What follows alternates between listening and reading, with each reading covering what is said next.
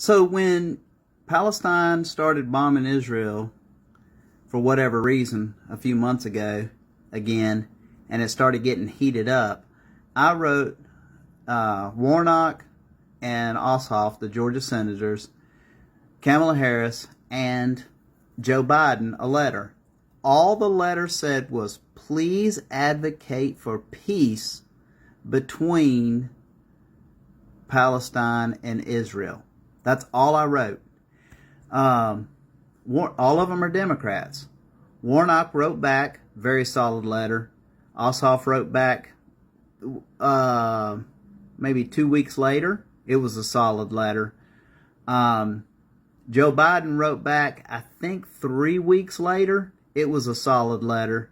Then this letter comes in about 2.5 months later, and it says, now remember, all I said was please advocate for peace between Israel and Palestine.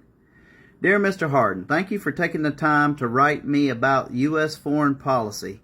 I am motivated every day by passionate individuals like you, and I appreciate the opportunity to respond to your letter. Today's world is full of challenges and opportunities for our nation. That is why the Biden-Harris administration is investing in our sources of American strength, both at home and abroad. We are investing in our economy and our workforce and taking steps to strengthen our democracy and military, all of which will help us on the world stage. At the same time, we are revitalizing our alliances and partnerships and renewing our leaderships in internal institutions. To help address the challenges and opportunities of our time as Vice President, I am focused on upholding and strengthening the internal rules and norms that have brought the American people, and indeed people around the world, unprecedented security and prosperity. At a time when we see increasing challenges to the internal rules and norms, our leadership is more important than ever.